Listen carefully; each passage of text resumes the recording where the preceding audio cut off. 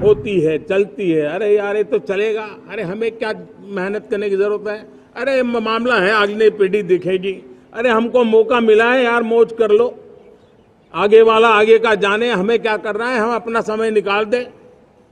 अरे नया करने जाओगे कोई बवाल उठ जाए, पता नहीं क्यों देश में स्टेटस को का माहौल बन गया था। ये देश उस परिस्थितियों से भी दशकों तक भी आजादी के बाद समय बिताया है। हमें इस मानसिकता को तोड़ना था। हमारे रिफॉर्म्स की ये प्रतिबद्धता है, वो 4 दिन की वाहवाही के लिए नहीं है। हमारे देश में आजादी तो मिली, लेकिन लोगों को एक प्रकार से माई बाप कल्चर से गुजरना पड़ा। मेरे प्यारे देशवासियों, हम ये न भूलें कि इस देश उस परिस्थितियों से भी दशकों तक भी आजादी के बाद समय बिताया है, जब होती है, चलती है। अरे यार ये तो चलेगा, अरे हमें क्या मेहनत करने की जरूरत है, अरे मामला है अगली पीढ़ी देखेगी, अरे हमको मौका मिला है यार, मौज कर लो, आगे वाला आगे का जाने, हमें क्या करना है, हम अपना समय निकाल दें। अरे नया करने जाओगे कोई बवाल उठ जाए, पता नहीं क्यों देश में स्टेटस को का माहौल बन गया था। जो है उसी से गुजारा कर लो, यही का माहौल बन गया था। और लोग तो कहते हैं अरे भाई छोड़ो, अब कुछ होने वाला नहीं है, चलो, ऐसा ही मन मर गया था। हमें इस मानसिकता को तोड़ना था, हमें विश्वास से भरना था, और हमने उस दिशा में प्रयास किया। कई लोग तो कहते थे अरे भाई अगली पीढ़ी के लिए काम हम अभी से क्यों करें, हम तो आज का देखें। लेकिन देश का सामान्य नागरिक ये नहीं चाहता था, वो बदलाव के इंतजार में था, वो बदलाव चाहता था, उसकी ललक थी, लेकिन उसके सपनों को किसी ने तवज्जो नहीं दी, उसकी आशा आकांक्षाओं को अपेक्षाओं को तवज्जो नहीं दी गई, और उसके कारण वो मुसीबतों को झेलते हुए गुजारा करता रहा, वो रिफॉर्म्स का इंतजार करता रहा। हमें जिम्मेदारी दी गई और हमने बड़े रिफॉर्म्स जमीन पर उतारे। गरीब हो, मिडिल क्लास हो, हमारे वंचित लोग हो, हमारी बढ़ती जाती शहरी आबादी हो, हमारे नौजवानों के सपने हो, संकल्प हो, आकांक्षाएं हो, उनके जीवन में बदलाव लाने के लिए रिफॉर्म का मार्ग हमने चुना। और मैं देशवासियों को विश्वास दिलाना चाहता हूं, रिफॉर्म के प्रति हमारी जो प्रतिबद्धता है वो पिंक पेपर के एडिटोरियल के लिए सीमित नहीं है। हमारे रिफॉर्म्स की ये प्रतिबद्धता है, वो 4 दिन की वाहवाही के लिए नहीं है। हमारी रिफॉर्म्स की प्रक्रिया किसी मजबूरी में नहीं है, देश को मजबूती देने के इरादे से है।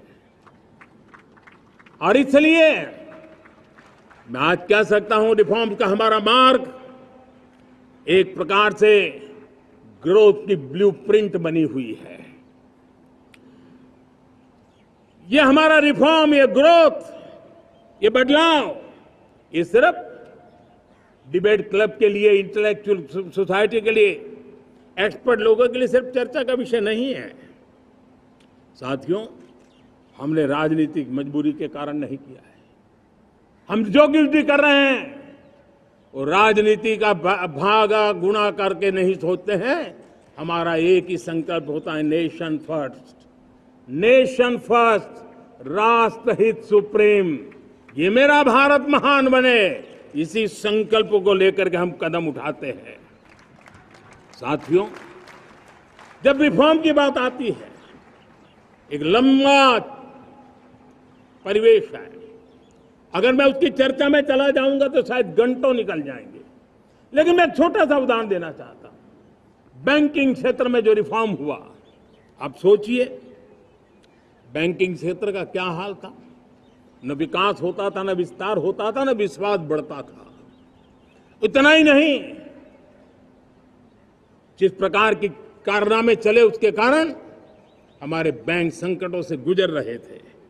हमने बैंकिंग सेक्टर को मजबूत बनाने के लिए अनेकविध रिफॉर्म्स किए, और आज उसका कारण हमारी बैंक विश्व में जो इन्हीं गुनी मजबूत बैंक के हैं, उसमें भारतीय बैंकों ने अपना स्थान बनाया है। और जब बैंक मजबूत होती है ना, तब फॉर्मल इकोनॉमी की ताकत भी बढ़ती है। जब बैंक की व्यवस्था बन जाती है, जब सामान्य खास करके मध्यम वर्ग के परिवार की जो रिक्वायरमेंट होती है, उसको पूरा करने की सबसे बड़ी ताकत बैंकिंग सेक्टर में होती है।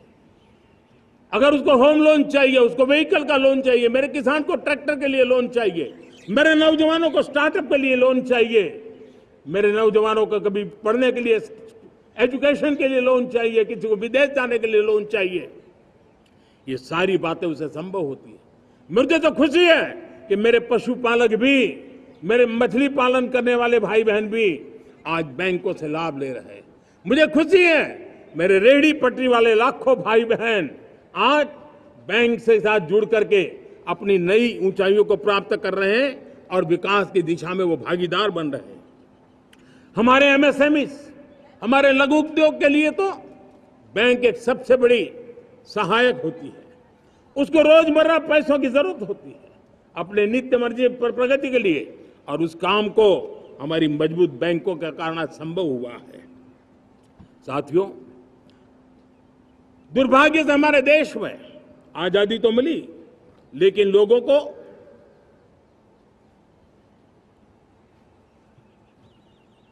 एक प्रकार से माई बाप कल्चर से गुजरना पड़ा। सरकार के पास मांगते रहो, सरकार के पास हाथ फैलाते रहो, किसी की सिफारिश के लिए रास्ते खोजते रहो, वही कल्चर डेवलप हुआ था।